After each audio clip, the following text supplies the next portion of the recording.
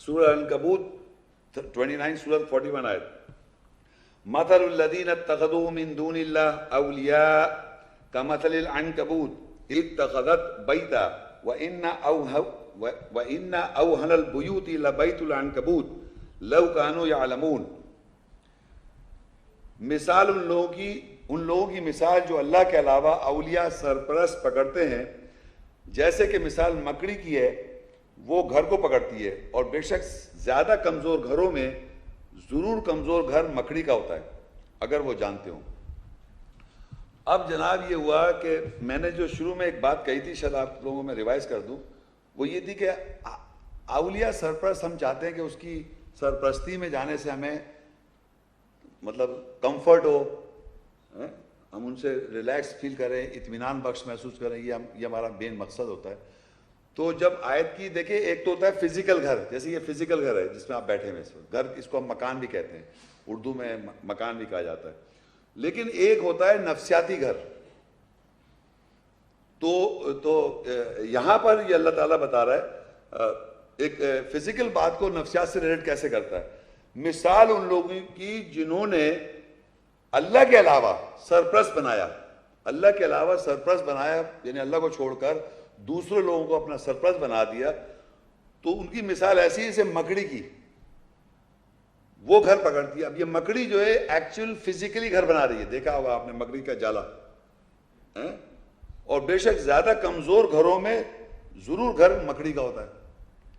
اب یہ دیکھیے، سب سے پہلے تو یہ سمجھے کہ مکڑی جو ہے وہ آپ دیکھیے جال بنتی ہے. اور اللہ تعالیٰ نے یہاں ایک بڑی عجیب بات کہی ہے، وَإِنَّ أَوْهَنَ الْبُيُوتِ، یعنی جتنے دنیا میں گھر بنائے جاتے ہیں، جانوروں کے، انسانوں کے، جس نے بھی جو گھر بنایا، سب کمزور گھر ہوتے ہیں. اور ان کمزور گھروں میں سب سے کمزور گھر مکڑی کا ہوتا ہے. تو نفسیاتی بات کو فزیکل ڈیمونسٹریشن اللہ نے دیا مکڑی کے گھر سے، کہ جو لوگ اللہ کے علاوہ دوسرے لوگوں کو اپنا سرپرست بناتے ہیں، ان کے ذہنوں میں جو کانسیپٹ بن جاتا ہے اور اس کو عقیدہ بنا دیتے ہیں، ایمان نہیں عقیدہ، وہ اتنا کمزور ہے کہ ایسے پھونک مار اڑ جائے گا.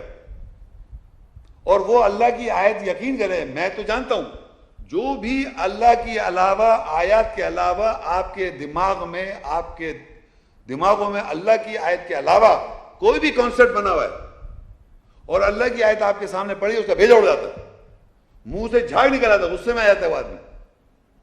تو اب اللہ کی آیت کا گھر بھی ہے، قرآن میں لکھا ہوا ہے، ان اول بیت، بے شک پہلا گھر. سورہ یہ اس میں نہیں ہے، آل عمران 3 سورت اس کی 96 آیت، ان اول بیت وضع للناس، بے شک پہلا گھر وضع کیا لوگوں کے لیے، للناس، للذی ببکہ، جو بکہ کے ساتھ ہے، مبارکا وہدی للعالمین، وہ مبارک جگہ ہے تمام جہان والوں کے لیے، ہدایت کی جگہ ہے. وہ آپ کو فزیکل گھر بھی نظر آ رہا ہے فزیکل گھر، لیکن اس کا ایک نفسیاتی روپ بھی ہے اس گھر کا. فیہ آیۃ بینات مقام ابراہیم، اس کے اندر جو وضاحت ہے آیتوں کی، جو آیتیں واضح ہو جائیں، وہ مقام ابراہیم کا ہے. تو وہ گھر بھی واضح آیات ہونے کے بعد وہ مقام ابراہیم کا اللہ کے گھر بن جاتا ہے. تو پتہ چلا آیات کی انڈرسٹینڈنگ ہمارے پاس آ جائے، آیات کی اسپرٹ ہمارے پاس آ جائے، اس کی اسپرٹ اور روح، تو ہم اللہ کی آیات کے ساتھ دماغ کے اندر آیتیں اگر رہ رہی ہیں ہمارے، تو وہ بلیفز اگر میرے ہیں تو وہ اللہ کا گھر ہے. وہ بھی ایک طرح سے ہم کو محافظ ہے وہ ہمارا.